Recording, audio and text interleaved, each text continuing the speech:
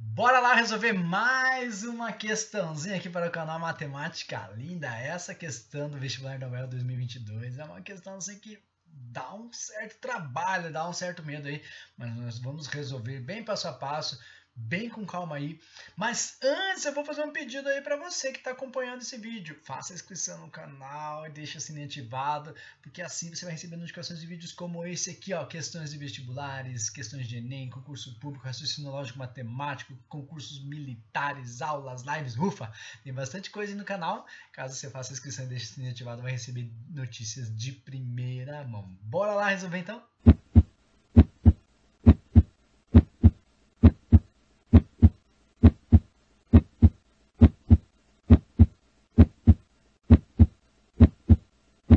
Olha só o que diz a questão, então. Leia o texto a seguir. Zeus encarregou Hefesto e Atena de criar Pandora, primeira mulher a viver com os homens na Terra.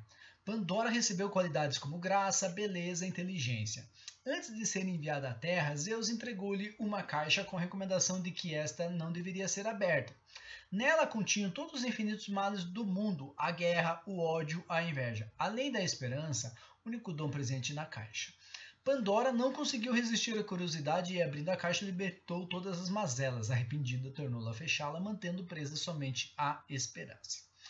O que nós temos de informação aqui e o que nós vamos trabalhar com o comando de questão? Considere que a caixa de Pandora tenha volume C maior que meio. Admita que a esperança possua volume V0. Além disso, ao abrir a caixa, Pandora observa que os males saem um por vez, conforme uma sequência infinita, de modo que a cada enésimo mal possua um volume Vn associado com o n, pertencente ao conjunto numérico 1, 2, 3 e assim por diante. Ponto. Admita que V1 é igual a 1 quarto e que Vn mais 1 é igual a Vn sobre 2. Para todo n maior ou igual a 1. Embora mitológica, a caixa de Pandora observa um princípio básico. A soma dos volumes V0, V1, V2, Vn e assim por diante de todos os seus elementos é menor ou igual a C. Sobre V0, V1, V2, Vn, atribua V verdadeiro ou F falso para as afirmativas a seguir. Uma questãozinha, né, clássica de UEL, que você tem que analisar as alternativas, as afirmativas, verificar lá o que é verdadeiro e falso e marcar a alternativa correta. Antes de começar a discutir a questão, eu vou reforçar para você um alerta que eu sempre faço em sala de aula. Quando nós temos questões assim, nós vamos ter recursos na grande parte dessas provas que vocês fazem, que você faz aí, de não precisar passar por todas as alternativas. Então, se por acaso você se incomodar com alguma afirmativa, pule essa afirmativa e vai para outra. Você vai ver que geralmente consegue. E além disso, se você for fazer na sequência, não necessariamente você vai precisar fazer todas. Isso é bom para quem precisa ganhar tempo no dia da prova. Claro, no dia da prova. Agora a gente vai fazer tudo, vai discutir tudo, porque nós estamos treinando, beleza? Então, assim, eu vou manipular um pouco as informações, dar uma dica em alguns detalhes importantes aí para você, porque ao manipular um pouquinho as informações, a gente vai conseguir mexer ali na afirmativa 1, 2 e a quinta afirmativa de imediato. E alguma coisinha adicional ali na 3 também. Claro, né? A gente vai manipular um pouquinho sempre de acordo com as suas particularidades. Então é isso que a gente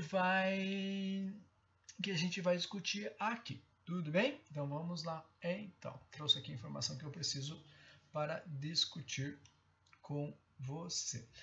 Qual que é a ideia? Deixa eu pegar aqui minha canetinha. Eu quero que você enxergue algumas coisas. Aliás, antes da canetinha, quando a gente tem que desconfiar de coisas, né? Primeiro que ele falou que é uma sequência infinita. Opa, daí eu já penso em PA e PG. Tá, pode ser que não seja nem PA e PG, né? Mas tudo bem. Aí ele falou assim, com exceção de V0, né? Que é o associado ao volume da esperança, eu tenho aqui um volume V1 igual a 1 quarto, e essa relação aqui, ó, está dizendo que se eu pegar um volume qualquer, ele sempre vai ser igual ao volume anterior dividido por 2. Então, o que você teria que enxergar aqui, por exemplo? Se eu vou falar do volume 2, meu n aqui é igual a 1. Ó. Se meu n igual a 1 aqui, é igual a 1 aqui também. Então, eu vou associar o volume 2 ao volume 1 e dividir por 2. E assim por diante. Já vou escrever isso para você, tá? Outra coisa que a gente vai usar a nosso favor nesse começo, ó, ele fala aqui, ó, a soma dos volumes V1, V0, V1, V2, Vn é menor ou igual a C. isso aqui é uma soma de infinitos termos. E a única coisa que a gente tem de soma de infinitos termos é quando a gente fala em PG. Claro que tem uma certa condição lá, né? Que a razão tem que estar entre 0 e 1. Pode ser positivo, pode ser negativo. E aí eu já te dei alguns spoilers do que nós vamos discutir. Tá? Então vamos manipular aqui um pouquinho a informação e vamos escrever essas coisas aí que nós temos no texto. Tá? Então ele falou aqui embaixo, né? A soma dos volumes V0, V1. Vamos escrever isso? Ó. Então, a soma dos volumes. Então, vou pegar aqui, ó, V0 mais V1 mais V2 e assim por diante. Ele menciona aqui um Vn. É menor ou igual a C. Vamos escrever isso. Eu passei a tela, desculpe. É menor ou igual a C. Menor ou igual a C. Tudo bem. Aqui foi fornecido para a gente o volume 1. Tem no texto aqui, né? O volume 1, que é igual a 1/4. Deixa eu escrever aqui para você destacar. Ó. Volume 1 é igual a 1/4. Beleza. E aqui eu tenho que Vn mais 1 é igual a Vn sobre 2. Então, por exemplo, se eu quero descobrir o valor do meu V2, queridíssimo, eu quero que você enxergue que esse V2, ó, eu posso escrever como V1 mais 1.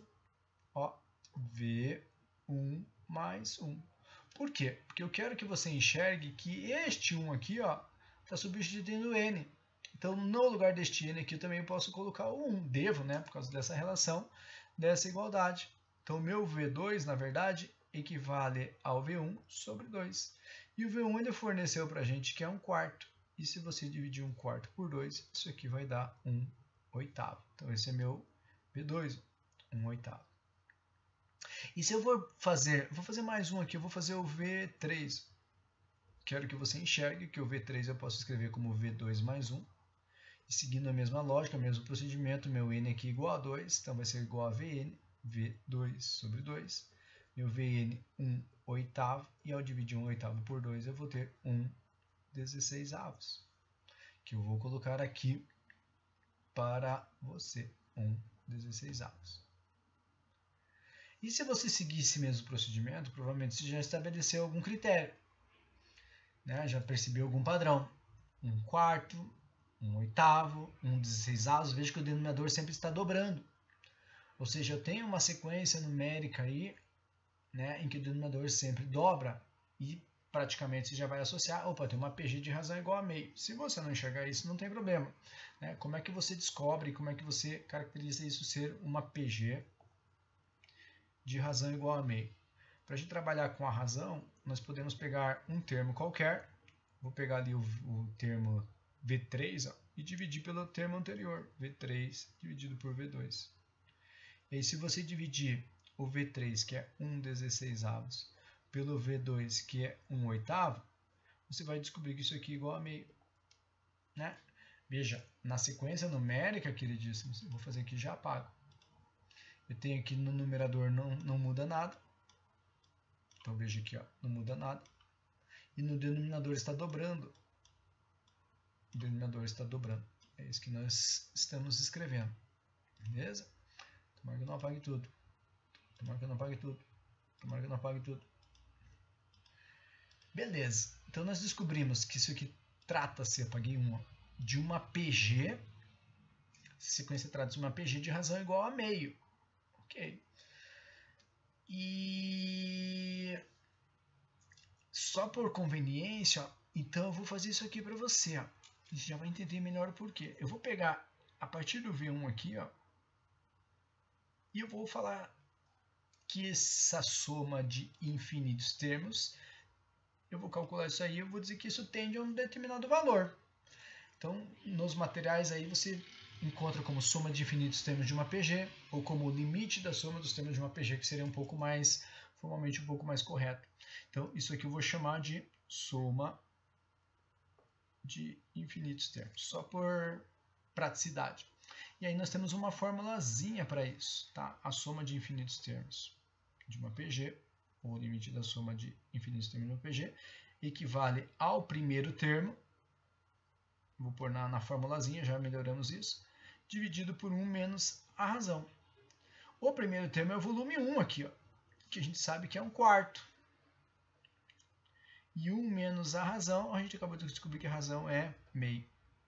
E aí, a gente calculando isso, eu vou ter 1/4 dividido por 1 menos meio. 1 menos meio é meio. Isso aqui vai me dar meio. Então, veja que V1 mais V2 mais V3 mais Vn mais Vn, assim infinitamente, tende a ser meio.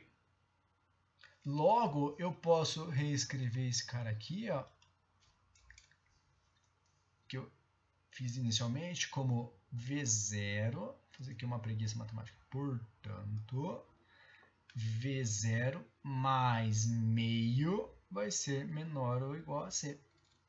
V0 mais meio vai ser menor ou igual a C. Tá? Então, eu tenho essa relação aqui. E aí, eu posso começar a responder essa questão aí para você. Vamos conversar sobre isso, então? Beleza, então. Ó, deixa anotado essa informação aqui no seu coração. V0 mais meio... V0 mais meio vai ser menor ou igual a C. Tá? Por quê? Olha só a primeira afirmativa. Lembra que eu tinha feito ali, né? Ó, V0 mais meio é menor ou igual a C. Isola V0. Daqui nós vamos tirar que V0, então, é menor ou igual a C menos meio. Ou seja, a primeira afirmativa ela é verdadeira ou ela é falsa? A primeira afirmativa ela é verdadeira. Então veja que eu manipulei a informação lá no começo e aí eu já cheguei a uma conclusão. E uma coisa bacana que eu sempre falo para você, né, e reforço se a primeira é verdadeira, por exemplo, você já elimina aqui a alternativa D e a alternativa E. E aí a gente vai continuar a nossa brincadeira. Na segunda afirmativa, ele fala em V1, V2 e assim por diante, é uma progressão aritmética de razão igual a 1/4. Não, a gente viu que trata-se de uma PG. Para ser uma progressão aritmética, eu tinha que pegar um termo e fazer menos o termo anterior, fazer uma subtração, fazer uma diferença entre um termo e o seu anterior. Né? Se você fizer ali a diferença, não vai dar 1/4. A gente viu que, na verdade, esse cara aqui é uma PG em que sua razão é igual a meio. Então, essa segunda afirmação aqui, ela é falsa. E olha que bacana, né, que eu falo sempre para você. Ó. A primeira é verdadeira e a segunda ela é falsa. Se a primeira é verdadeira e a segunda é falsa, a gente já elimina a letra A. Eu vou aproveitar, ó, se você observar bem ali, ó, a gente já consegue chegar pelas alternativas, mas já vou aproveitar a discussão, que a última é verdadeira. Porque as duas que sobraram, eu tenho esta última aqui como verdadeira. E isso aqui é verdadeiro se você observar justamente da relação que nós tínhamos aqui. Ó, deixa eu ver se eu consigo marcar para você. Ó, essa aqui. Ó. Isso aqui ele está dizendo que um volume qualquer, ou seja, um termo qualquer dessa PG vai ser igual a um termo anterior dividido por 2. E como era uma PG decrescente, né? Decrescente, ó, 1/4, 1/8, 1/16, isso aqui é verdadeiro, né? Um volume sempre vai ser menor que o anterior, porque eu estou pegando e dividindo por 2 para n maior ou igual a 1. Beleza, ok. E aí o que vai fazer a gente matar essa questão, porque assim, só com a ideia da sequência numérica da PA, da PG e da pequena interpretação, a gente consegue matar essa questão, porque quando eu conversei com alguns aluninhos queridos do meu coração, vieram reclamar para mim por causa dessa bijeção aqui. Nossa, quando a gente fala de bijeção, a gente aprende bijeção em função bijetora. E aí dá um certo medo na gente, né? Porque dá trabalho, mas nem vai precisar dela.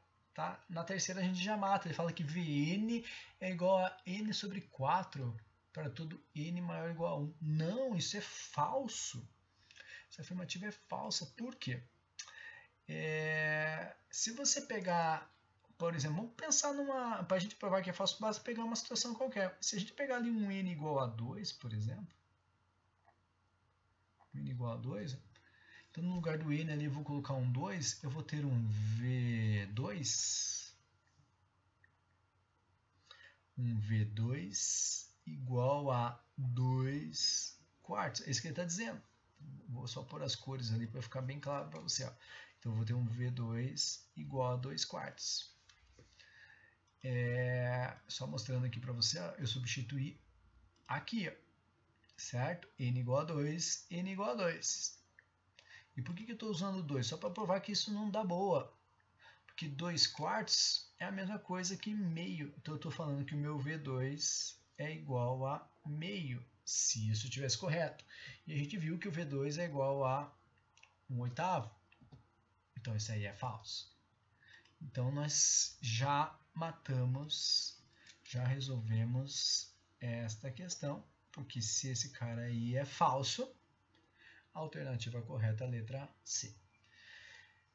Mas vamos aproveitar, né, aquilo que eu sempre falo, vamos aproveitar a brincadeira séria aí para a gente verificar o porquê que essa afirmativa 4 aí ela é verdadeira, porque que existe uma objeção.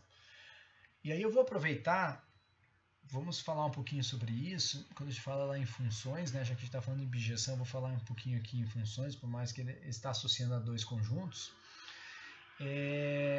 Quando a gente fez aqui o cálculo, ó, a gente viu que quando a gente atribuiu um n igual a 1, aqui ele já deu, né? Volume 1 igual a 1 quarto, beleza. Mas a partir daqui eu fui atribuindo um valor a n, ou seja, eu tinha um v para n igual a 2, e eu encontrei um volume único para ele. Para um V3, um n igual a... Aliás, é o contrário, né? Se eu atribuo aqui ó, um n igual a 0, seria o V1. Né? Mas como eu não tinha um V0, não vou nem discutir, por isso que já foi fornecido o V1, né? Porque isso aqui é uma recorrência, né? É uma relação por recorrência, eu sempre recorro a um termo anterior. Aí quando eu atribuo um n igual a 1, eu vou ter o meu V2. Quando eu atribuo um n igual a 2, eu vou ter meu V3. Quando eu atribuo o meu n igual a 4, eu vou ter um V4 e assim por diante. Mas essa relação é única. Então, para cada n atribuído, eu vou ter um volume único atribuído. Certo? Então, voltando aqui, ó, veja que ele falou para usar os valores de um conjunto aqui, ó, 1, 2, 3. Então, o n vai variar a partir do 1. E quando eu tenho essa relação, sim, ela vai ser uma relação única, eu jogo lá um n igual a 1, eu vou ter um volume único para ele. Um n igual a 2, eu vou ter um volume único para ele. Um n igual a 3, vou ter um volume único para ele. Essa relação de unicidade me faz associar, sim, que ela é uma função ou uma relação injetora, e ela é uma relação sobrejetora e, consequentemente, ela é uma relação bijetora. Né? Porque para cada valor associado a um conjunto, eu vou ter um correspondente a outro conjunto. E a volta também vale. Ou seja, nós não vamos ter elementos ali ó, que vão estar sobrando. Por isso que eu posso confirmar novamente que eu tinha comentado com você, que esse cara aqui também ele é verdadeiro. É claro que a gente pode trabalhar com alguns formalismos matemáticos, né? Mas simplesmente por essa relação aqui, eu acho que ficava um pouco mais claro de a gente enxergar, ok? Ufa! Então o que eu vou pedir para você, na verdade? Antes de sair, curtir o vídeo, fazer algum comentário, ver se te ajudou de alguma forma ou não. Desejo aí para você bons estudos, muito sucesso aí nessa luta aí pela tão sonhada vaga, seja o que for que você esteja fazendo, e até a próxima. Tchau!